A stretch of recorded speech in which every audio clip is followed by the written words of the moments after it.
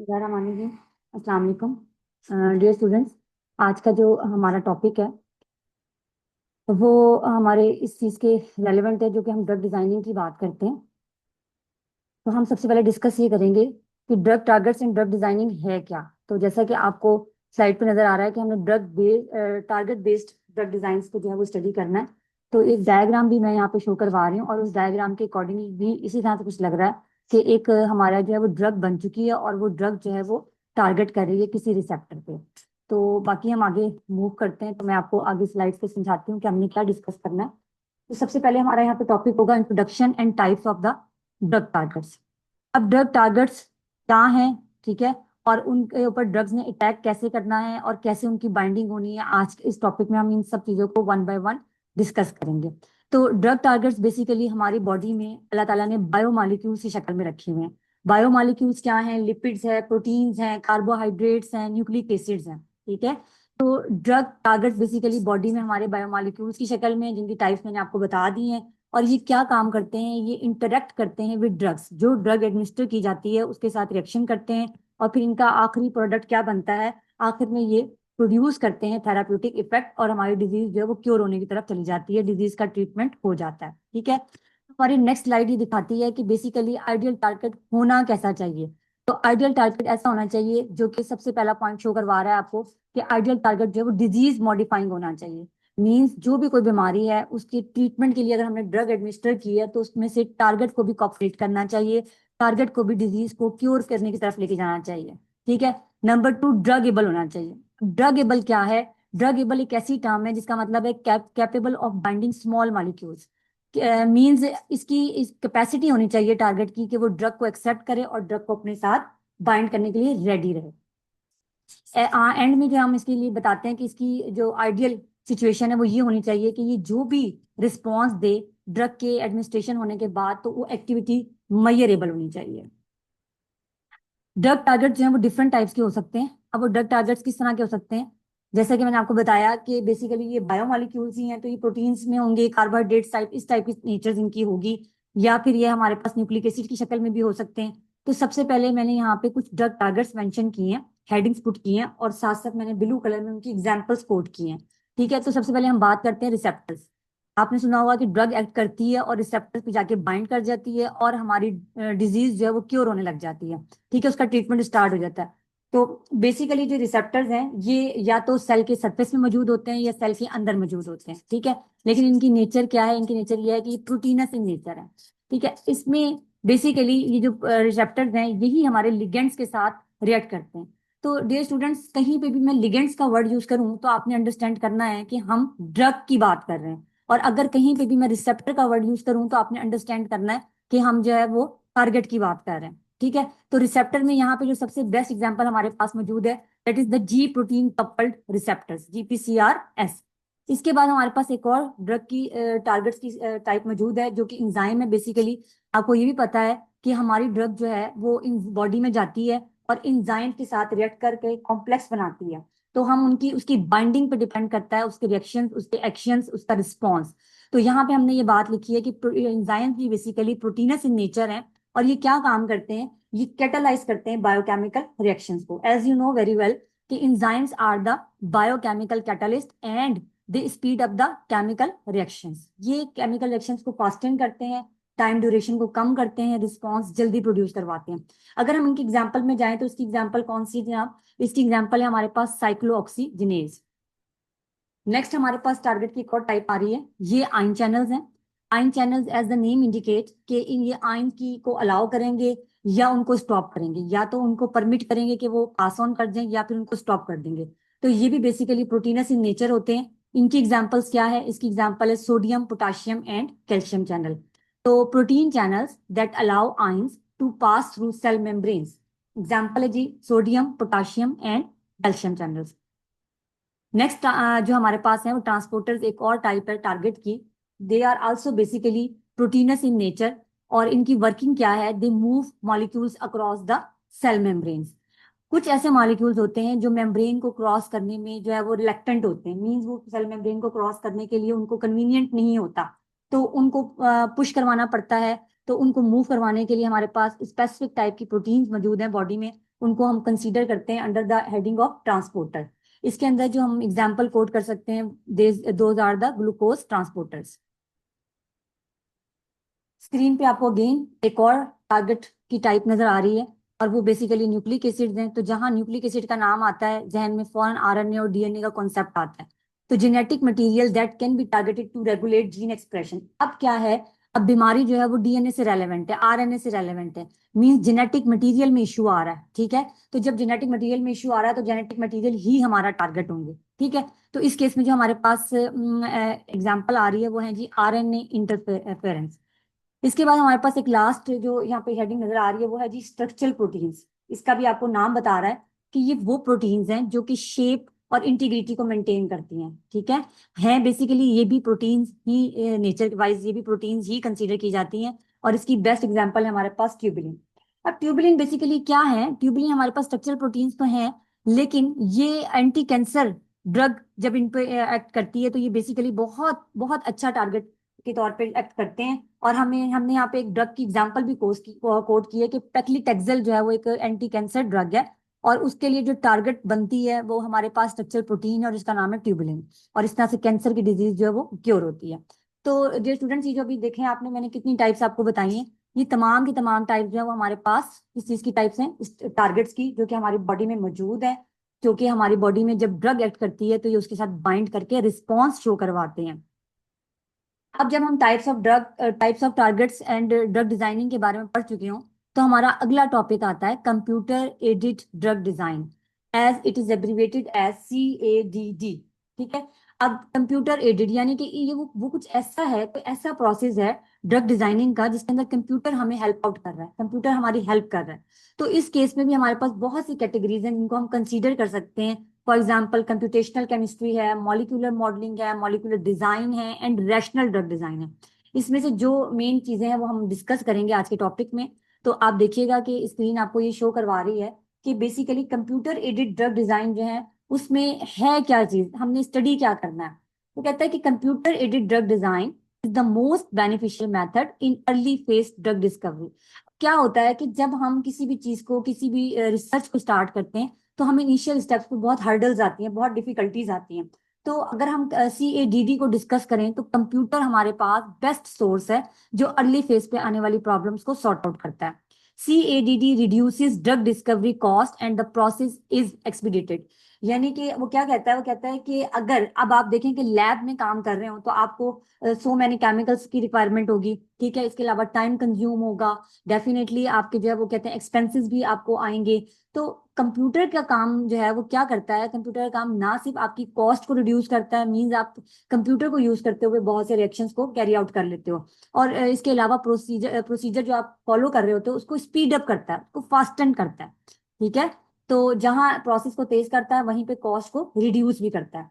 अब यहाँ पे जो ये जो अब लाइन आपको स्क्रीन पे नजर आ रही है, इट इज वेरी इंपॉर्टेंट, क्योंकि हमने ये टॉपिक जो है उनको स्टडी करना ही करना है। इनके बगैर हमारा जो टॉपिक है दैट इज इनकम्प्लीट। वो कहता है कि स्ट्रक्चर बेस्ड ड्रग डिजाइन की बात करें या लिगेंड बेस्ड ड्रग डिजाइन की बात करें, ये इसेंशियल टूल्स हैं CADD के। ठीक है, या आप कह सकते हो कि ये बेसिक पिलर्स हैं, इनके ऊपर ही CADD जो है वो स्टैंड करता है, इनके ऊपर ही ये बेस करता है। Computer aided drug design permeates all aspects of modern drug discovery and allows the discovery of new candidates with the desired biological activity more quickly and at lower cost। अब drug designing का जो concept है वो आपके जहन में है।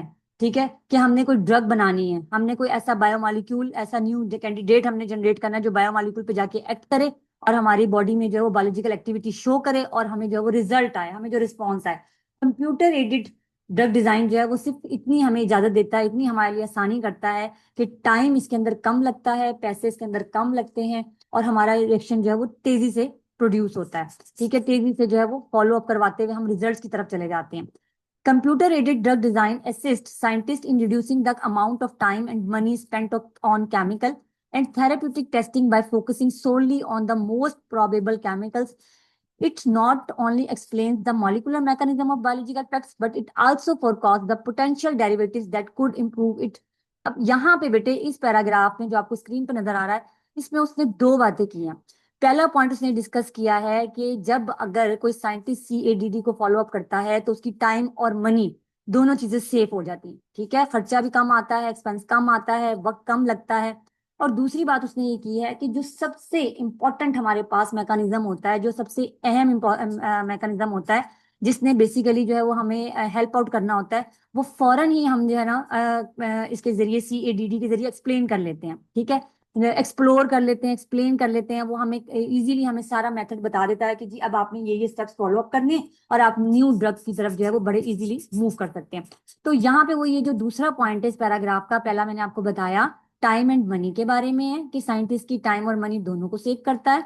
दूसरा पॉइंट मैंने आपको बताया कि ये एक ऐसा मॉलिक्यूलर मैकेनिज्म भी दिखाता है जिसके जरिए हमें पता चलता है कि बायोलॉजिकल इफेक्ट शो हो रहे हैं। ठीक है, और ये बताता है कि जो आपका प्रोडक्ट है उसकी और डेरिवेटिव्स भी बन सकते हैं।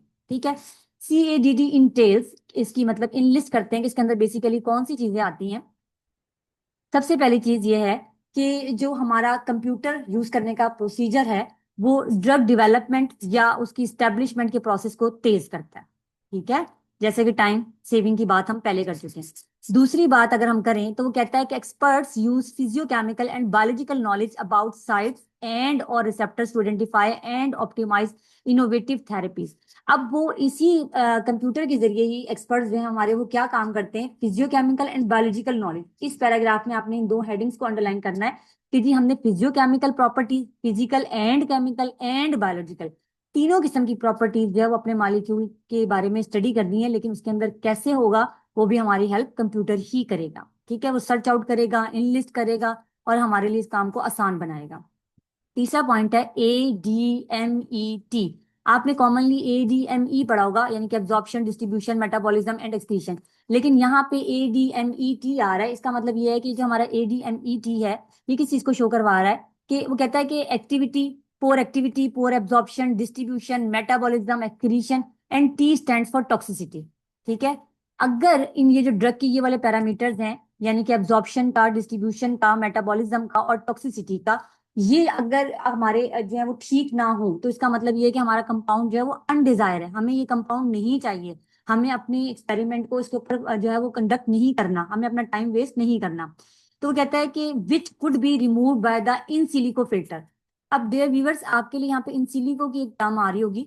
आपने पढ़ा हुआ है कि जी इन विवो का मतलब होता है ऐसे एक्सपेरिमेंट जो कि बॉडी के अंदर किए जाएं। ठीक है, इन विट्रो का मतलब होता है ऐसे एक्सपेरिमेंट जो आउटसाइड द बॉडी किए जाएं। मींस हम उनकी कंडक्शन कहाँ पे करते हैं, हम उन्हें लैब में कंडक्ट करते हैं। तो ये फिर इन सिलिको क्या है, इन सिलिको का मतलब ये है कि ऐसी स्टडी जो कंप्यूटर पे की जाए। ठीक है, कंप्यूटर बेस्ड स्टडी को हम इन सिलिको स्टडी कहते हैं। तो कहता है कि कंप्यूटर के जरिए एक फिल्टर लगा हुआ होता है जो कि बेकार चीजें, जो फजूल चीजें जो हमारे यूज की नहीं होती उनको रिमूव कर देता है, और जो हमारे काम की होती है उनको इसकी स्क्रीनिंग कर देता है, उनको सेग्रीगेट कर देता है, which would result in the selection of the most promising candidate। और हमारे लिए आसान हो जाता है अपनी उस ड्रग को चुनना जो कि हमारे काम की है। अब यहाँ पे आपको एक डायग्राम मैंने शो करवाई है कि CADD बेसिकली क्या है। तो पहले तो हम इसकी जो है वो हेडिंग्स देखते हैं बेसिकली कि किन किन चीजों को शो करवा रहा है। तो बेटे CADD की पहले इनिशियल स्टेप्स को देखते हैं। डेटाबेस मतलब हर चीज को डिस्कस कर रहा है, हर चीज के डाटे को डिस्कस कर रहा है। मैंने यहाँ से स्टार्ट लिया है। मॉडलिंग है। ठीक है, मॉडलिंग का मतलब क्या है, मॉडलिंग का मतलब ये है कि न्यू न्यू ड्रग्स के मॉडल्स बना रहा है। ठीक है, स्क्रीनिंग का मतलब क्या है, स्क्रीनिंग का मतलब ये है कि ये चीजों को जो है वो फिल्टर आउट कर रहा है जो हमारी काम की, उन्हें अलग कर रहा है। टारगेट आइडेंटिफिकेशन यानी कि बॉडी में जिस पे ड्रग ने जाके एक्ट करना है, ये उस चीज को पहचान रहा है, उसको आइडेंटिफाई कर रहा है। वैलिडेशन, ये फाइनल कर रहा है, ये कंफर्म कर रहा है कि हमारा चूजन टारगेट जो है वो बिल्कुल ठीक है। डिस्कवरी यानी कि न्यू न्यू मेथड्स पता चल रहे हैं। ऑप्टिमाइजेशन मींस कि गुड प्रॉपर्टीज इंक्रीज करनी है, बैड प्रॉपर्टीज जो है वो डिक्रीज करनी है। ठीक है, इसके अलावा हमारे पास डिनोवो डिजाइन आ रहा है कि डिनोवो डिजाइन क्या है। डिनोवो डिजाइन बेटे गौर से सुने कि डिनोवो डिजाइन ऐसी टेक्निक है जिसमें हम न्यू मॉलिक्यूल यानी कि कोई ऐसा चीज, प्रोटीन आप समझ लें कि डिस्कवर करते हैं। लेकिन हम कोशिश ये करते हैं, हमारी डिनोवो डिजाइन में हमारी ये कोशिश होती है कि जो पहले से हमारे पास नॉन स्ट्रक्चर उस पर रिलाय नहीं करना। ये टोटली हमारी नॉवल स्टडी होती है, तो नॉवल रिसर्च होती है। ठीक है, तो हम इसको कहते हैं डिनोवो डिजाइन। उसके बाद हम डिस्कस करते हैं मॉलिक्यूलर सिलेक्शन, कि मॉलिक्यूल कौन सा सिलेक्ट करना है। अब ब्लैक हेडिंग्स के बाद मैं ग्रीन हेडिंग्स की तरफ जा रही हूँ और एक्सट्रीम राइट से स्टार्ट ले रही हूँ। डाटाबेस के साथ आपको एरो नजर आ रहा है कि small molecules database, 3D structure database, molecular fragment database. क्या मतलब, मतलब जो छोटे छोटे मॉलिक्यूल्स हैं या उनका 3 डायमेंशन स्ट्रक्चर है या उनकी ब्रेकडाउन हुई हुई है, हर चीज के डाटे के बारे में हमें इंफॉर्मेशन मिलेगी। होमोलॉगी मॉडलिंग का मतलब जो ऐसी ड्रग्स हैं जिनका स्ट्रक्चर जो हमारे पास सेम है, सिमिलर प्रोटीन्स हैं, ठीक है। तो ऐसी चीजें जो हमारे पास सिमिलर हैं उनके स्ट्रक्चर के बारे में डिस्कस करना, ठीक है, उनकी मॉडलिंग के बारे में डिस्कस करना। मॉलिक्यूलर मॉडलिंग, किसी भी मॉलिक्यूल के स्ट्रक्चर को डिस्कस करना। स्क्रीनिंग क्या है? स्क्रीनिंग का मतलब ये है कि अच्छे कंपाउंड को सेग्रीगेट करना या उनको अलग करना। वो किस बेस पे होगा? या तो स्ट्रक्चर की बेस पे होगा, या उसकी शेप की बेस पे होगा, या फार्माकोफोर की बेस पे होगा। अब आपको डियर व्यूवर्स पता होना चाहिए कि फार्माकोफोर क्या है। अक्सर जो है वो इस तरह के क्वेश्चंस वाइवा बेस्ड भी होते हैं, और इस तरह के जो क्वेश्चंस वो अगर आप कहीं जॉब्स इंटरव्यू देने जाते हैं तो वहां पे भी कंडक्ट किए जा सकते हैं।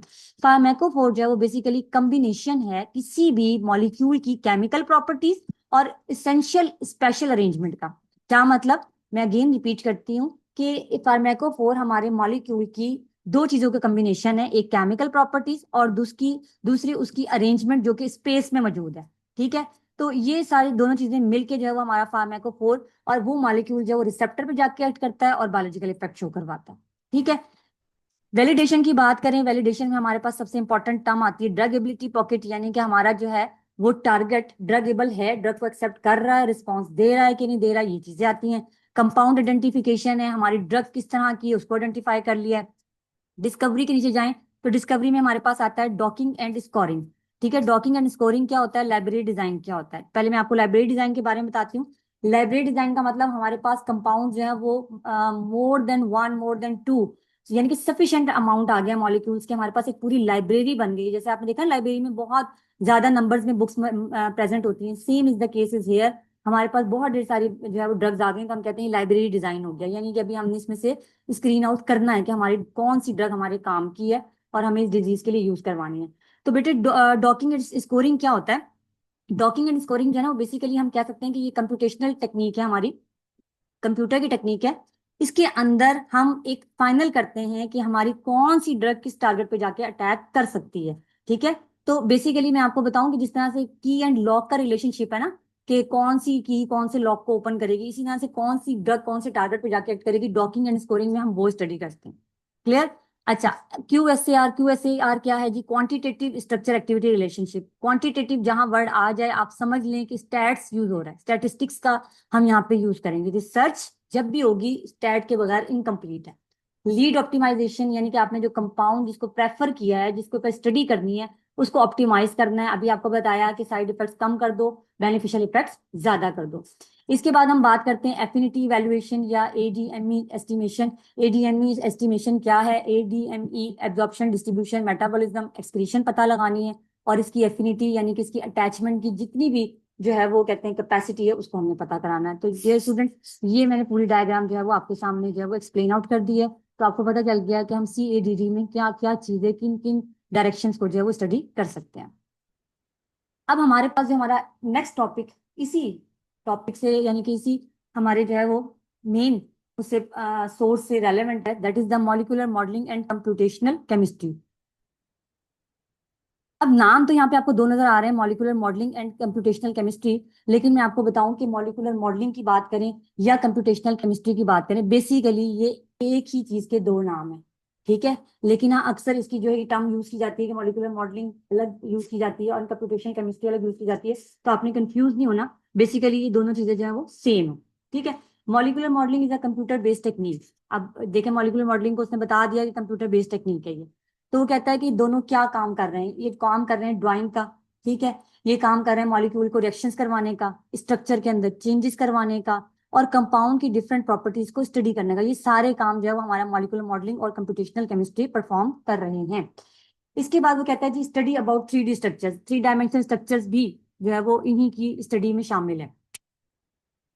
कंप्यूटेशनल केमिस्ट्री की बात भी हम कर लेते हैं एक दफा दोबारा, हालांकि मैंने आपको बताया कि दे आर द सिनोनिम्स, एक दूसरे का ही जो है वो ये प्रोसीजर शो करवा रहे होते हैं, ये दोनों हेडिंग एक ही चीज को शो करवा रही होती हैं। अगर फिर भी आपको कंप्यूटेशनल केमिस्ट्री की डेफिनेशन आ जाए तो आपने इस तरह से जॉट डाउन करनी है। Computational chemistry is the branch of chemistry that uses computer models to study chemical system, यानी कि कंप्यूटर की चीजें यूज करते हुए आपने केमिस्ट्री को इवेलुएट करना, ठीक है। और केमिस्ट्री किस चीज की होगी? मॉलिक्यूल्स की होगी, ड्रग्स की होगी, for designing purpose. Computational chemistry uses computer simulations that theoretical chemistry simulations and theoretical chemistry to solve chemical problems। वो क्या कह रहा है कि केमिस्ट्री को सॉल्व करना है, केमिस्ट्री की प्रॉब्लम्स को, उनकी क्यूरीज को सॉर्ट आउट करना है, तो हमें कंप्यूटर की जरूरत पड़ेगी। It allows scientist to study complex chemical systems that are difficult और इम्पॉसिबल टू एनालाइज एक्सपेरिमेंटली। ठीक है, अगर हम कोशिश करें कि जी हम इसको लैब में कंडक्ट कर लेते हैं, हमारा टाइम और पैसे की वेस्टेज तो होनी है, लेकिन इसके अलावा कुछ चीजें जो है वो प्रैक्टिकल पर्पस के हिसाब से परफॉर्म नहीं हो रही होती, लेकिन अगर हम कंप्यूटर पे परफॉर्म करें तो एटलीस्ट वो जो उसकी परफॉर्मेंस का टाइम है उसको सेव आउट करके सिर्फ रिजल्ट हमें शो करवा देता है। ठीक है, क्यों? क्योंकि इतना ज्यादा टाइम लगता है कि हम कहते हैं कि इम्पॉसिबल ही है लैब में काम करना ना, तो कंप्यूटर हमारी उस चीज को सॉल्व कर देता है। This field combines computer simulations, chemistry theory and information science to understand how chemical reactions and physical processes occur. अब देखें कि ये जो है फील्ड है, ये हमारी तीन चीजों को जो है वो आपस में इंटरकनेक्ट कर रही है। वो किसको इंटरकनेक्ट कर रही है? वो इंटरकनेक्ट कर रही है जी कंप्यूटर सिमुलेशंस को, कंप्यूटर की वर्किंग को, केमिस्ट्री की थ्योरी को, और इंफॉर्मेशन साइंस यानी कि जो जनरल टेक्नोलॉजी की हमारे पास नॉलेज है उसको, ताकि हम फिजिकल और केमिकल प्रॉपर्टीज अपनी प्रोसीजर्स की पढ़ सकें। मॉलिक्यूलर मॉडलिंग की डेफिनेशन भी अगर आपको सेपरेटली आ जाए, उसके लिए भी मैंने यहाँ पे वर्डिंग शो करवा दी है आपको। Molecular modelling is a computational approach. आप दोनों जगह ये बात मेंशन कर सकते हैं कि molecular modelling and computational chemistry जो है वो सिमिलर चीज है। Molecular modelling is a computational approach used to study and simulate the structure, properties and behaviour of the molecules. यहाँ पे अगर आप चाहें तो वर्ड्स को और मजीद ऐड कर सकते हैं कि मॉलिक्यूल की हर हर चीज, हर हर एस्पेक्ट हमें यहाँ पे क्लियर होती है।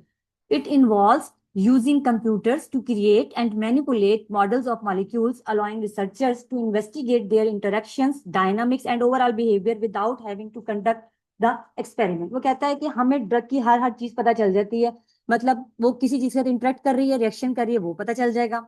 उसकी डायनामिक्स पता चल सकती है। डायनामिक्स का मतलब क्या कि उसकी मूवमेंट क्या क्या है, उसका मेटाबॉलिज्म कैसे हो रहा है, उसकी एक्सक्रीशन कैसे हो रही है, हमें वो भी पता चल जाएगा।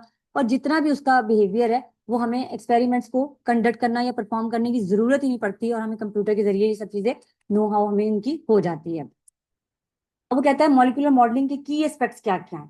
की एस्पेक्ट्स मतलब हम ये बात करते हैं कि इससे हमें फायदे क्या क्या हो रहे हैं। तो इससे हमें ये फायदा हो रहा है, सबसे पहला है हमारे पास स्ट्रक्चर डिटर्मिनेशन। के स्ट्रक्चर डिटर्मिनेशन, अब आपको हेडिंग से ना अंदाजा होता चला जाएगा कि हमने इसके नीचे पढ़ना किया है, इसके अंदर हम क्या क्या पॉइंट्स जो है वो नोट करके लिख सकते हैं। Molecular modelling can be use to determine the overall 3D structure of a molecule even if the structure is unknown और डिफिकल्ट टू डिटरमिन एक्सपेरिमेंटली।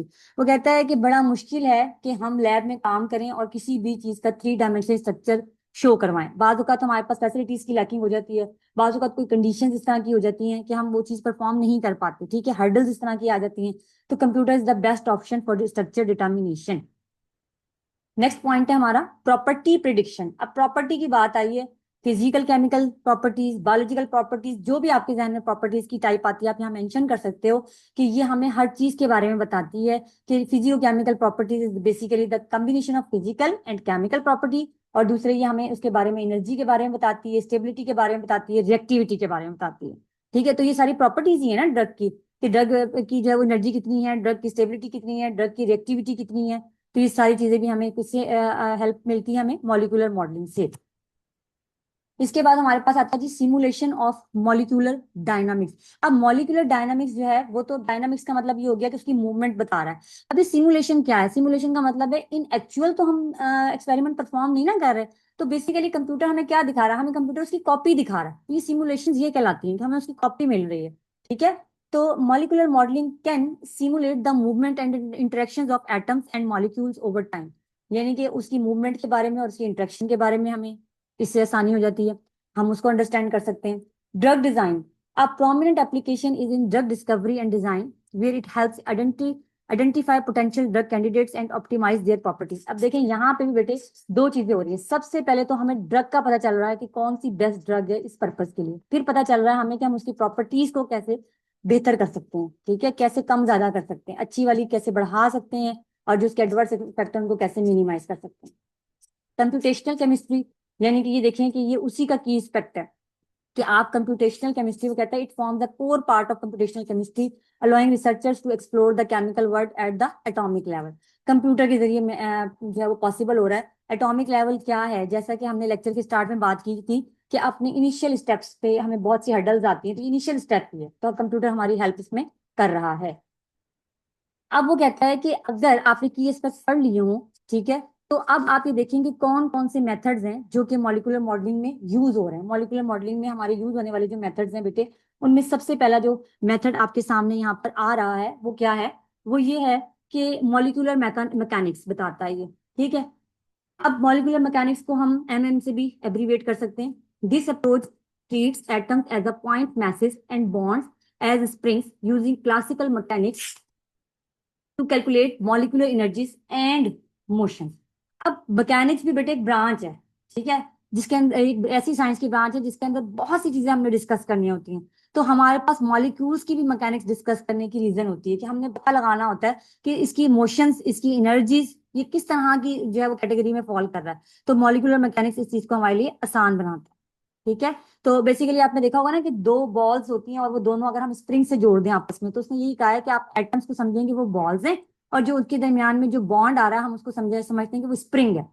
ठीक है, अच्छा, नेक्स्ट हमारा पॉइंट आता है जी मॉलिक्यूलर डायनामिक्स। अब डायनामिक्स की बात जहां पे आ जाए, आपको याद होना चाहिए कि कुछ मूविंग जो है वो हम चीजें डिस्कस करेंगे। जहां स्टैटिक्स की बात आए वहां हम किसी ऐसी चीज की बात करते हैं जो कि स्टेगनेंट होती है, जो कि खड़ी हुई होती है और जो कि मूव नहीं कर रही होती। ठीक है, तो यहाँ पे मॉलिक्यूलर डायनामिक्स क्या है, मॉलिक्यूलर डायनामिक्स में हम कहते हैं कि दिस मेथड सिमुलेट्स एटम्स की मूवमेंट बताता है। ठीक है, और मॉलिक्यूल्स की डायनामिक बिहेवियर को समझने में हमारी मदद करता है। मॉन्टे कार्लो सिमुलेशन, अभी मॉन्टे कार्लो सिमुलेशन इस तरह के टर्म्स हैं वो इस लिहाज से इंपॉर्टेंट है कि एग्जाम्स में किसी भी तरह का एग्जाम हो तो उसमें ये जरूर जो है वो डिस्कस की जाती हैं, जरूर मेंशन की जाती हैं। तो ये मॉन्टे कार्लो सिमुलेशन क्या है बेटे, ये भी कंप्यूटर का एक एल्गोरिथम है। ठीक है, कंप्यूटर का एक मेथड है जिसको हम रैंडम सैम्पलिंग कहते हैं, कि इसको हम कहते हैं कि रैंडम सैम्पलिंग है, लेकिन बार बार हमें वो करनी होती है और हमें अपने पॉजिटिव पॉजिटिव पॉजिटिव रिजल्ट्स कह लो या पॉसिबल रिजल्ट्स कह लो, एक ही बात है कि ठीक है, जो मैक्सिमम पॉसिबल और पॉजिटिव रिजल्ट्स होते हैं हमें उन तक पहुंचना होता है। ठीक है, मैं एक दफा रिकैप देती हूँ मॉन्टे कार्लो सिमुलेशन का। ये हमारी कंप्यूटर के ही एक समझ लें कि एल्गोरिथम है जो कि हमारी रिपीटेड रैंडम सैम्पलिंग को जो है वो में यूज होती है, यूज करती है उसको, रिपीटेड रैंडम सैम्पलिंग को। बार बार हम रैंडम सैम्पलिंग करते हैं कुछ भी, मतलब यानी कि कोई भी चीज को डिसाइड किए बगैर, तो हमारे जो है वो पॉजिटिव रिजल्ट्स या पॉसिबल रिजल्ट्स तक पहुंचना हमारे लिए आसान हो जाता है।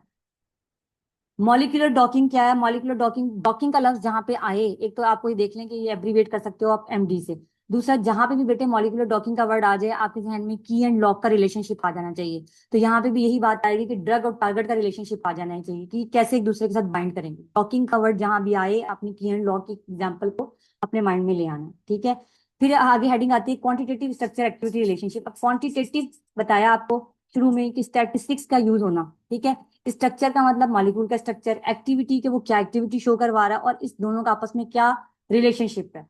तो it correlates chemical structure with biological activity using statistical models. यानी कि जब भी आपको रिसर्च कर रहे हो तो स्ट्रक्चर और एक्टिविटी पे तो फोकस कर लिया, अब इनको आपने क्वांटिटीज वाइज टेबुलर फॉर्म में लेकर आना है ताकि आप जब रिसर्च की तरफ मूव कर सको, और उसके लिए आपको स्टैट लगाना पड़ेगा, स्टैट अप्लाई करना पड़ेगा। अगली जो हेडिंग आ रही है हमारे पास वो होमोलोगो मॉडलिंग है। होमोलोगो मॉडलिंग में बेटे हम कौन सी स्टडीज करते हैं, हम सिमिलर प्रोटीन्स के स्ट्रक्चर को डिस्कस करते हैं। होमो का मतलब ही सिमिलर होता है, होमो का मतलब ही सेम होता है।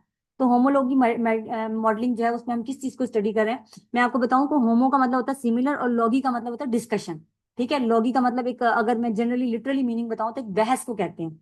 ठीक है, तो जो सिमिलर स्ट्रक्चर रखती हैं ऐसी प्रोटीन्स की डिस्कशन जो है वो हमने इसके अंदर डिस्कस करनी है। ठीक है, फार्मेकोफोर मॉडलिंग है। फार्मेकोफोर के बारे में मैं आपको बता चुकी हूँ कि फार्मेकोफोर जो है वो बेसिकली हमारा ऐसा मॉलिक्यूल है जिसका जो है जिसने रिसेप्टर के साथ अटैक करना है और बायोलॉजिकल इफेक्ट शो करवाना है। ठीक है, लेकिन फार्मेकोफोर में हम मॉलिक्यूल की दो चीजों को बहुत ज्यादा इन कंसिडरेशन रखते हैं, एक उसकी केमिकल प्रॉपर्टीज और दूसरा essential arrangement in space. Virtual screening, virtual screening का मतलब ये परफॉर्मेंस कुछ नहीं हो रही, एक्सपेरिमेंट कहीं नहीं हो रहे, लेकिन हम वर्चुअली उसकी स्क्रीनिंग कर रहे हैं, यानी कि जो चीजें हमें जरूरत है उनको अलग कर रहे हैं, जिनकी जरूरत नहीं है उन्हें अलग कर रहे हैं। तो हमारे पास एक लाइब्रेरी मौजूद है, उसमें से हमने आइडेंटिफाई कर रहे हैं कि हमारे लिए अच्छी ड्रग कौन सी है जिसने टारगेट पे जाके बाइंड करना है। Use to evaluate large libraries of compounds and identify those most likely to bind a target. ठीक है, इसको हम कहते हैं वर्चुअल स्क्रीनिंग। मॉलिक्यूलर मॉडलिंग की कुछ एप्लीकेशंस हैं, इसके यूजेस हैं। डेफिनेटली हम जब भी कोई चीज पढ़ते हैं तो वो बेनिफिशियल होती है तो हम उसको पढ़ते हैं, उसको स्टडी करते हैं। तो इसकी एप्लीकेशंस क्या क्या है? ड्रग डिस्कवरी सबसे पहला और मेन की पॉइंट उसका ये है कि ड्रग को डिस्कवर करने में जो है वो हमारी हमारी स्टडी को कन्वीनियंट बनाती है। Identify potential drug candidates, optimising drug properties and understanding drug target interaction, तीनों बातें यहाँ पे लिख दी गई हैं। ड्रग को आइडेंटिफाई कर रही है, ड्रग को ऑप्टिमाइज कर रही है, और फिर ड्रग की टारगेट के साथ इंटरेक्शन भी शो करवा रही है। ठीक है।